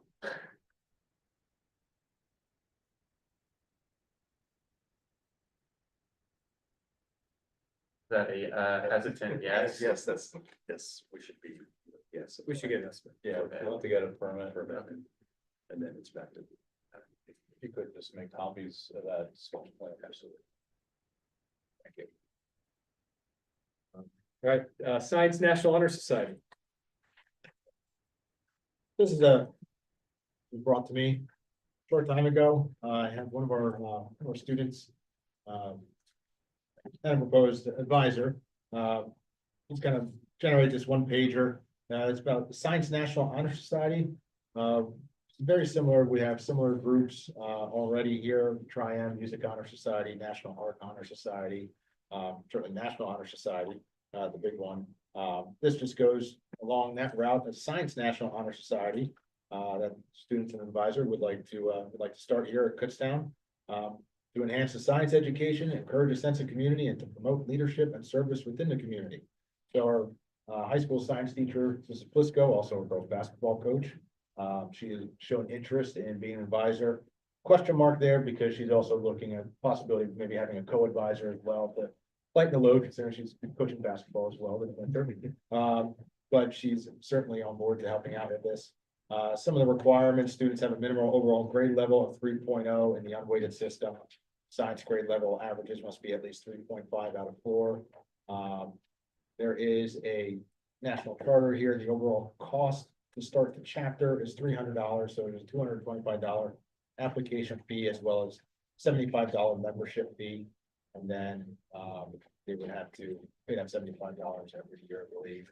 And then students also talked about possibility of partnering with larger organizations such as East Penn, Kutztown University, their science department for any sort of research projects, some increased opportunities there. But overall, just another academic honor society to add to our list here in order to generate some good things with our students here. I'm in favor of it. I think it's something that students can strive for, especially if they're really interested in it. And then just doing partnerships just expands their opportunity to get into potential career paths that they might not know about. So I think it's all positive at minimal cost. Yeah, I think that anything that we can do to help students further themselves is a definite plus. This was a student-driven idea, my understanding too. They went to Wisco with the concept, which is always, it's just a little bit more exciting when it's that student agency that generates the idea. And what grades would this encompass? That 9 through 12, I'm assuming, or? I'm not sure if ninth graders are included in that. They would have to go through a year and wait till 10th grade. That's a good question. Most of the honor society is usually 10 through 12. Yeah, I mean, technically you don't have a GPA until the end of your 9th grade year because you haven't earned any credits, and that's a system based off of earned credits. So I would think it would be 10th grade at the earliest. Sometimes the honor societies are 11, so that's something we want to, if this gets recommended to the full board, just something we want to clarify with the board. Okay. Next month. Yeah.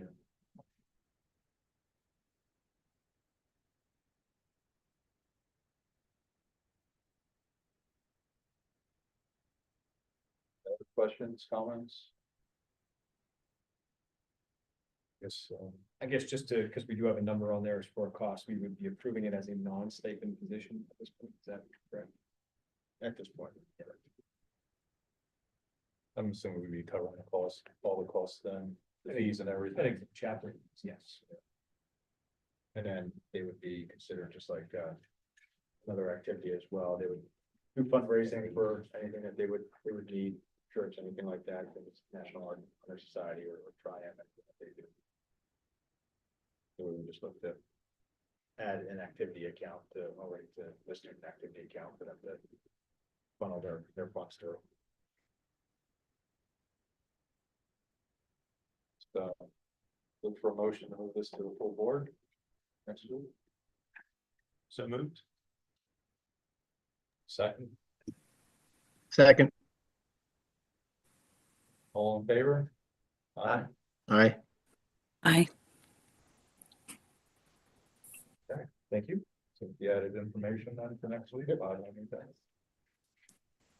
And just looking at the items on the facilities agenda, C is the gym floor. Probably makes sense to do that first before we get back down to the game. I think that's. Game still going? Game is just about to start. That was the JV game. Okay. Game's just about to start. So discuss the high school gym floor. So this year, just about after school started, about a month going into school started, we noticed some peeling of the surface coming up after Miller had done the gym floor, recoated it. So I had the Miller rep come back in. Mr. Yasuga, myself, and the head custodian met with the Miller rep, Jeff Stokes. And they're saying, as you had pointed out previously, Mr. Light, that we're to the point where we have multiple layers of the coating, prior to the finish. For a total new recoat, they're recommending a total recoat handed down. earlier back. So we done. How many years ago was that? This was 2019. Before that, the renovation, when they were there, that was 2016. So there was that.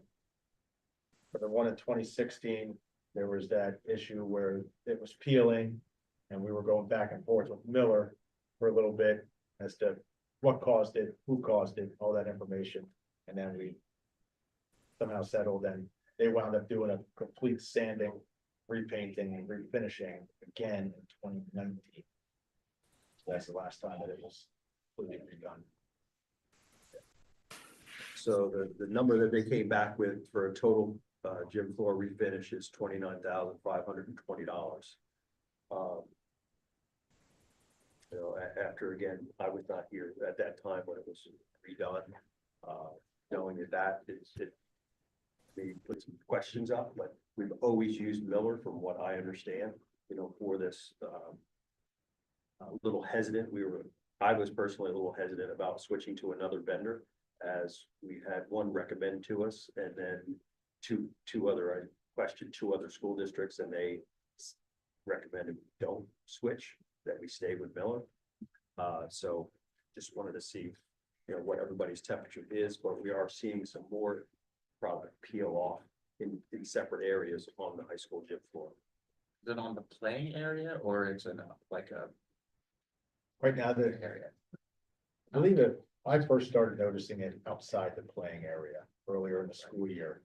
Now that basketball season has started, certainly colder, wetter weather, shoes coming in.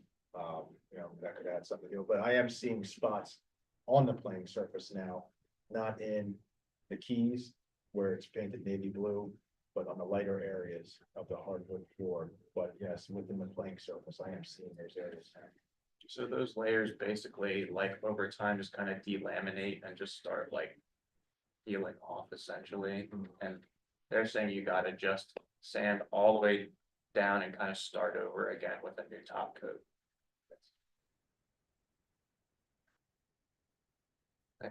It wasn't last year, maybe 2 years ago, they recommended we do that, and I think we kind of just went with doing it like another layer.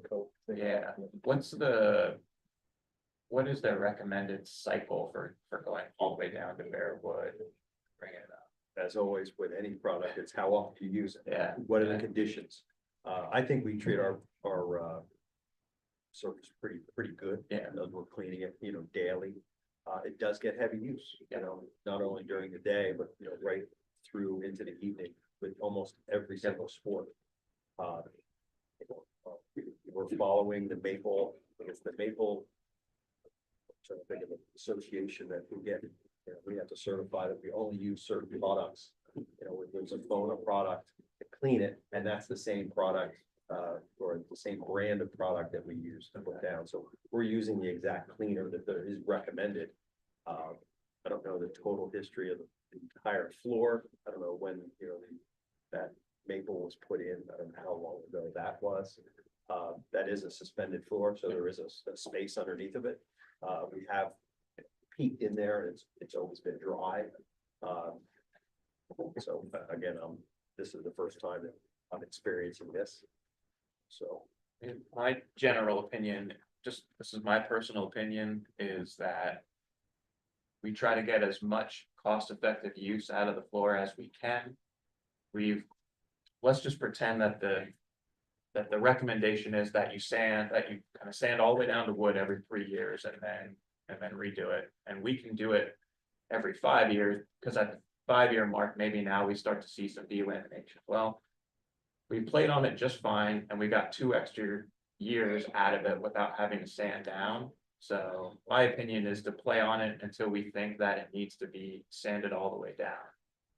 If what we're seeing now is an indication that we need to go that route, then I think we have to think about, all right, then maybe as the seasons end at the end of this school year, do we consider doing that this year, or do we try to like get another year out of it? I think that's the question, because at some point, I guess we have to decide where's the cost of doing nothing and maybe potentially damaging the actual hardware would versus having to pay out $30,000 and keep that in good condition, so. And another factor, and I think Richard alluded to it without saying it directly, is do we get another? That's something where we've always gone with Miller, and I think they are, one of the standards. There are other companies that do similar work.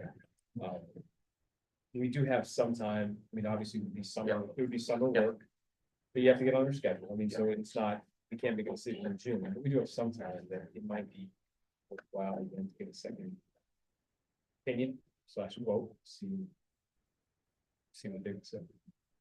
Because they might give us an opinion either way. So I think 2 more years and you're, same to your point, they might say, they give another year or 2 and that's we don't know. It's really just one. I think getting some other opinions and quotes would be appropriate before we make any decision on how to proceed. I agree with that as well. The multiple quotes that I've gotten previously leading up to this, from some of our other vendors who do flooring work, have been in at least 3 to 4 times the price of the skim and recoat. So we will still, I mean, I was getting quotes, the same amount of that this, I think it was in upwards of $20,000 just for a skim and sand, what Miller has been doing for $6,000. So that's why we've always kind of come back to Miller. I can definitely expand that search and get some more numbers, and happy to come back. Yeah, I think we should just, I mean, we got plenty of time. Yep. Who does the university use? I can maybe reach out to them and find out, because their floor is in really good shape too. And I will say, I say this every year, but I think end up on a lot of gym floors in the year, and I think ours is One of the nice. nicest ones. They are really as nice as anyone's. Take good care of them. Let's work ours down until they get average. I mean, we're only in December, we got plenty of time. Yes, that's why we wanted to start this early on. It's definitely something to keep an eye on, because if it's delaminating out there, then does it become a safety issue at all at some point, the delaminations? I think more it's just They're not the integrity of the wood. It becomes more of the issue. Is it- The wood get damaged? Is it going down to bare wood? No, so there is a coating that, okay. Feeling multiple layers. Multiple layers, but it's not. The base layer definitely is still there. correct. Okay. That would be a concern there. Yes. Yeah, in the meantime, we'll see if we can get another opinion. Bring it back. Okay, sounds good. Look forward to it.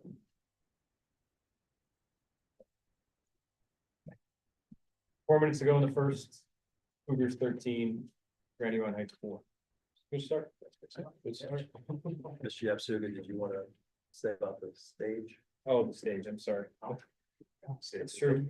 Hey, if we have a good lead, I think things are in good hands. I don't want to, no. Oh, just the backstage area. The entire stage from back. So in the I guess it's August, September, we had kind of did a couple repairs to the stage floor. After doing that, we actually pulled the floor up, and there's actually hardwood floor underneath that stage. So I'm not sure at what point was it this product put over top. Trying to find out, it was a different product. It was almost like I'm gonna call it a masonite, a double-edged masonite with plywood in between. Through doing some research, and actually in the one file that I did have and found in my office, it's a product called Plyron. Worksheet on it. And that is, it's a hardwood product made specifically for, well, one of the applications is stage floors. Gives it a very hard surface, so you can put roll stages, sets out and back and forth on it. So we had gotten a quote for that from, which now is Richelieu. If you've heard of them, that's industrial plywood is now. Oh, okay. It's Richelieu. There's also a place in Allentown now. That look like it's a nationwide chain that's taken over. But we have a quote to do the purchasing enough product that you have to buy a pallet that comes from out, I believe it's made in Oregon, to buy 3 pallets of it. Roughly comes in at $13,516. And again, that's 132 sheets, 102.28 a sheet, 4x8 sheet. The stuff that we put down, the product we put down is similar, not exactly, and I think we were close to $90 a sheet.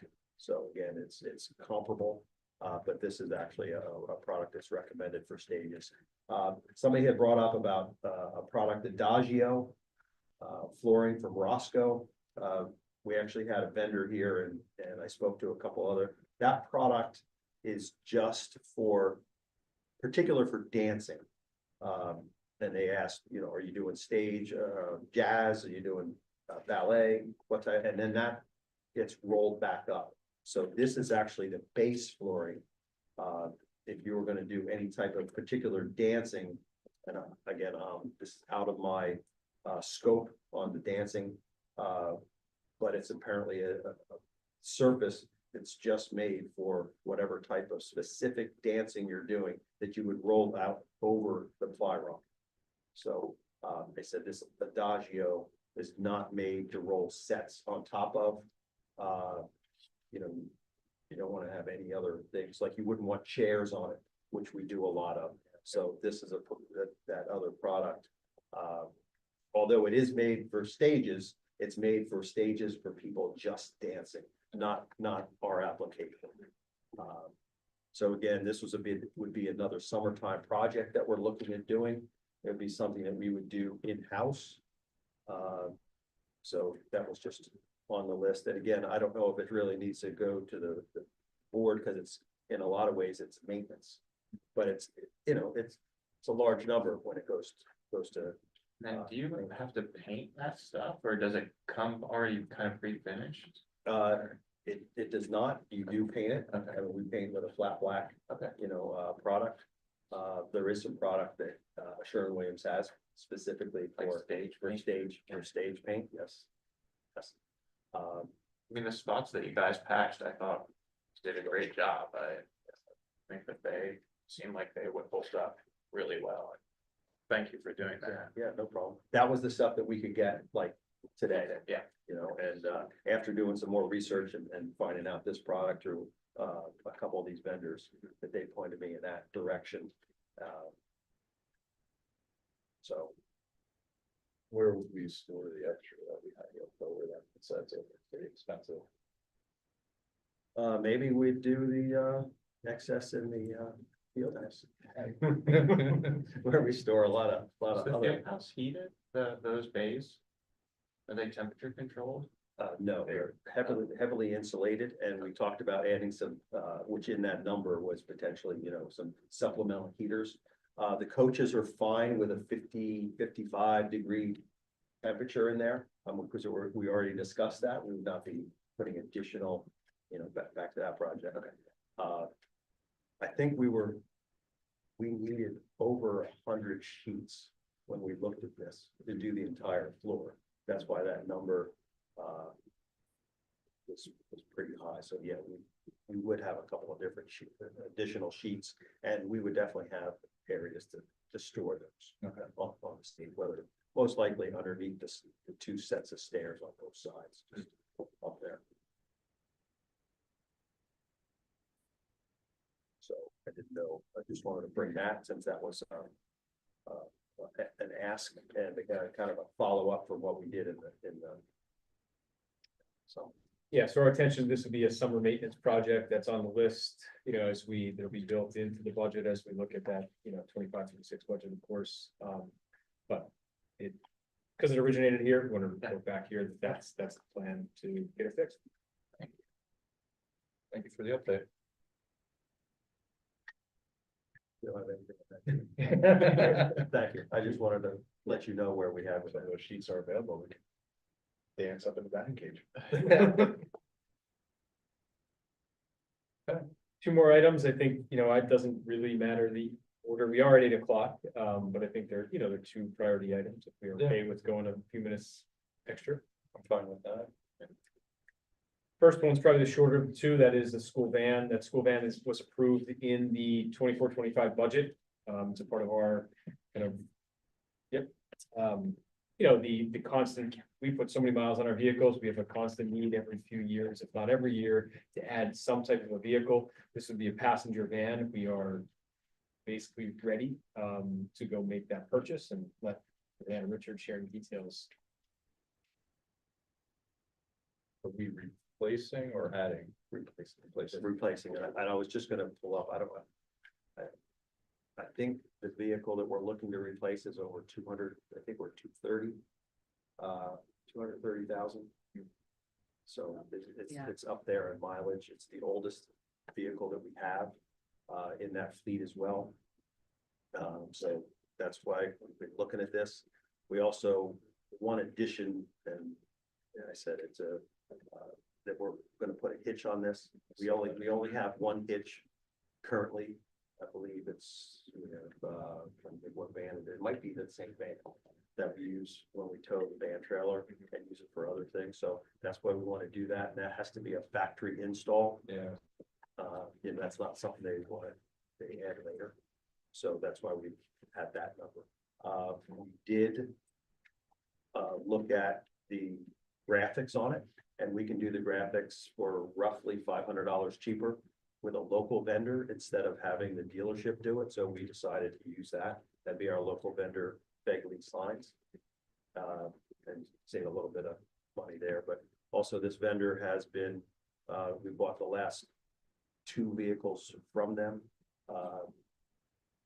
So very, again. Price wise, they were considerably cheaper than the Well, other. I was gonna say, I did see the email that Ms. Siteman sent out to us about the cost analysis between other vendors. Right, so while, because it's co-stars, we weren't required to do like a full-blown bid. Sure. We did do our due diligence and reach out and votes, and this one definitely. We had best price and most assurance and reliability. I wonder what we budgeted for as well too. What was the budget number? 80. 80,000. Yeah, because that means 56. Yeah. And that's great. The challenge with, as I'm finding out with school vehicles is that it seems like, again, this market, that van market, even though you see them all out there, there's specific rules per state that are required. They're not all the same. Every state doesn't require, PA requires some different things. And then trying to get upfitters to get those specific requirements approved by PSP. So, you know, this vendor, the other one vendor couldn't give us a real number based on the upfitter. So, Right. which it didn't make us feel too comfortable. So. Does the old van get traded into the dealer, or do we put that up on that kind of? Municipal? Yeah, that website, yeah. But you're gonna get too much for it. We probably get more that way than trading it in. Yeah. I would just comment, As long as thank you for doing the due diligence, even though it wasn't required as part of the process. I appreciate that. Thank you. Well, thank you to Mr. Lobenstein and Mrs. Warning for reaching out to the vendors. We did that legwork. I mean, the last that we have here is that particular van that we're looking to replace was 205,000, which that was taken in the end of last year. So it has. Till the end of the Yeah. season. And when do they know when we could get that van then? I think they said 4 to 6 months out, so. Yeah. So that Oh, would yeah. be All towards goes well, the end of the we get it school this year then, fall. so. Yeah. That I guess we push it to make a motion to push it to the full board then, for approval. So moved. Second, Second, all in favor? Aye. aye.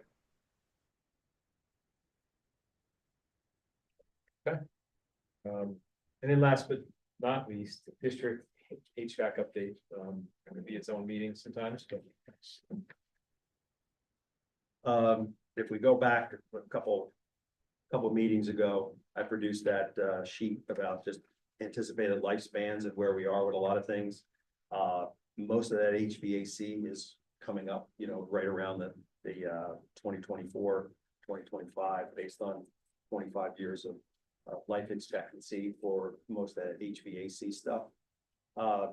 We definitely have experienced in Kutztown Elementary School, our handful, you know, or a lot of problems going back.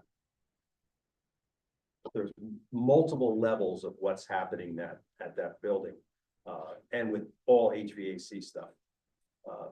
From the smallest little problems are just personnel. Somebody thinks they want to raise the temperature and somebody will adjust it improperly.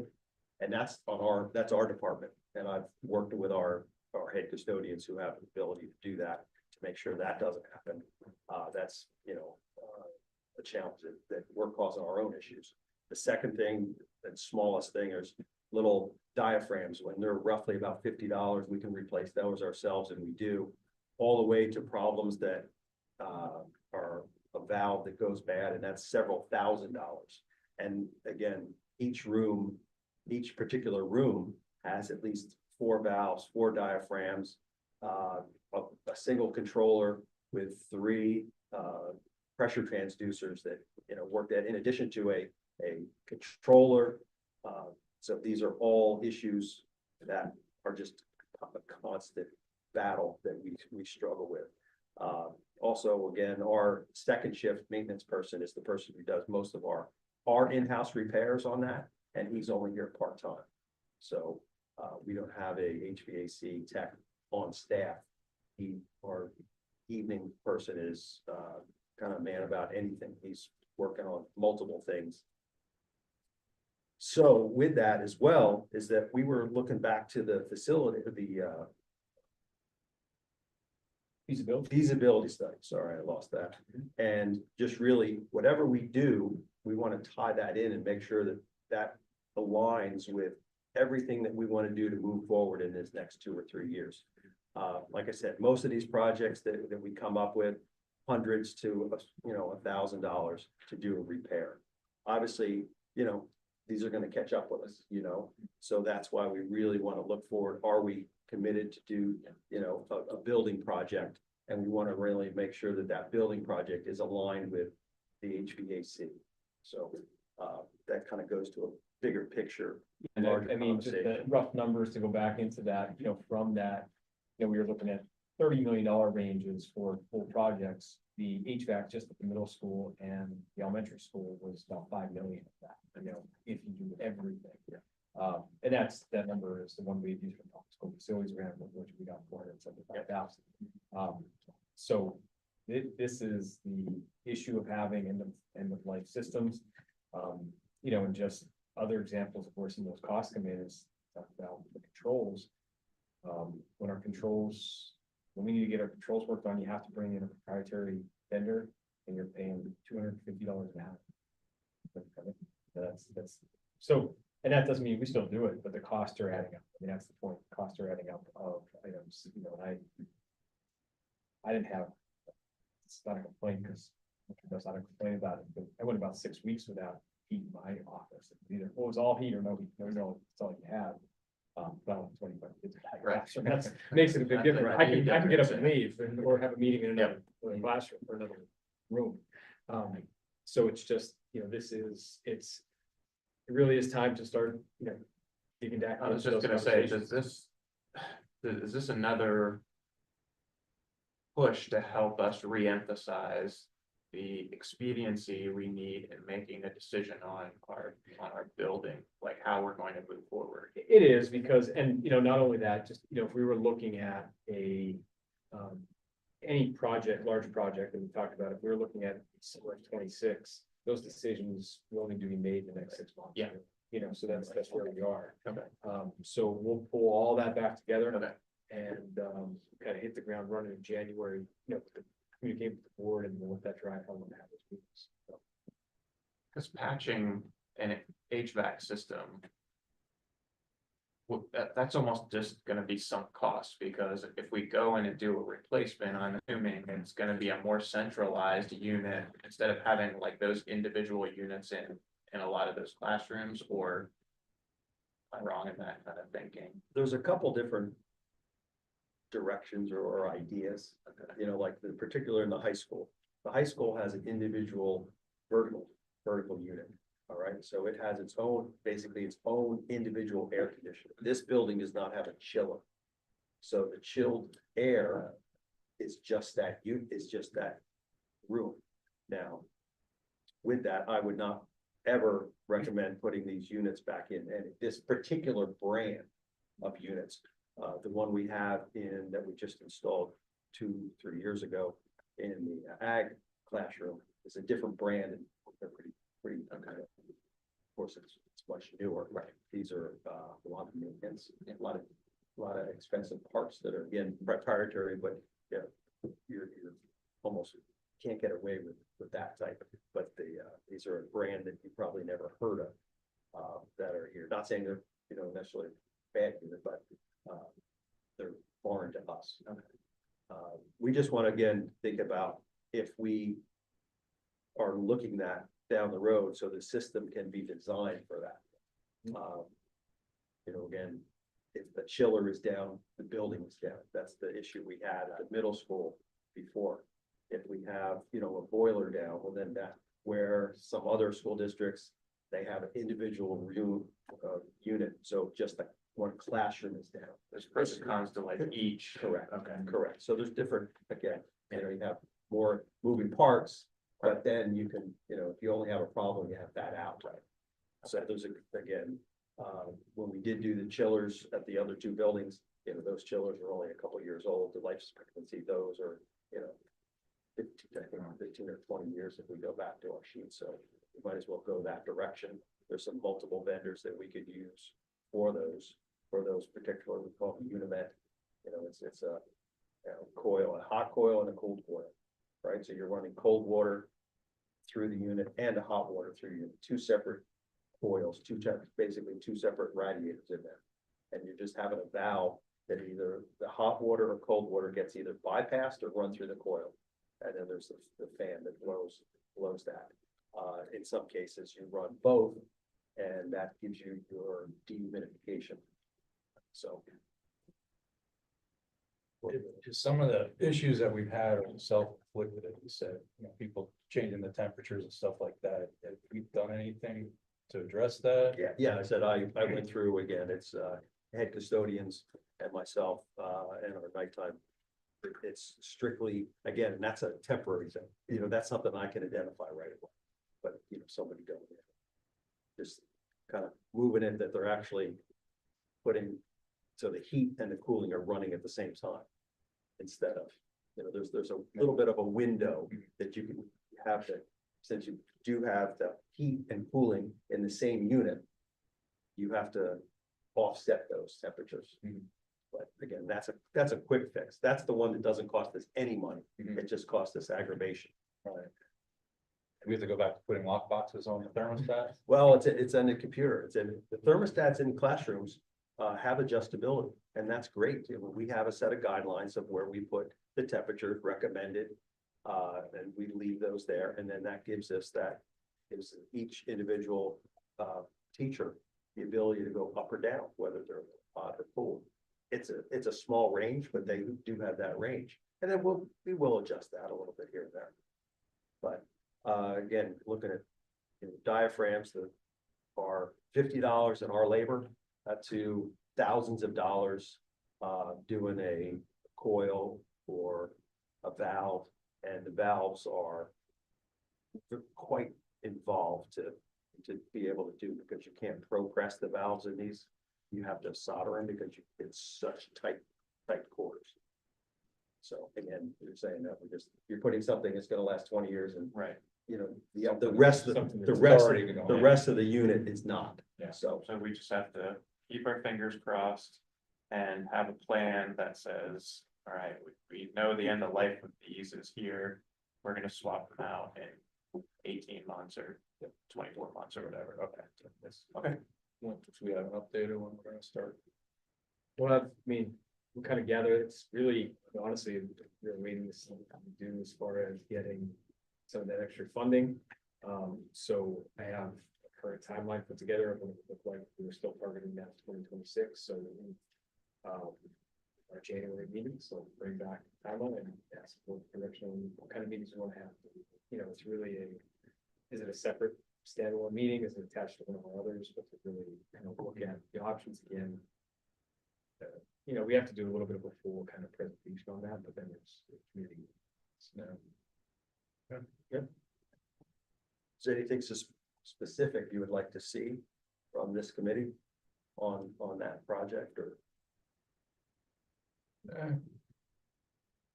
Probably not right at this moment, I mean, except for, you know, you already have end of life where most of the equipment and stuff in the two buildings there. Actually, even for all of them. Yeah.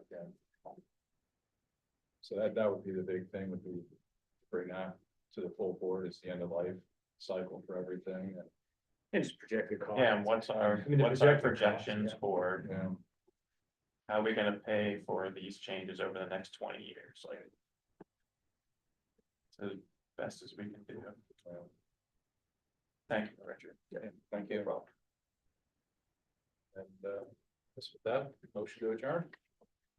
So moved. Second. All in favor? Aye. I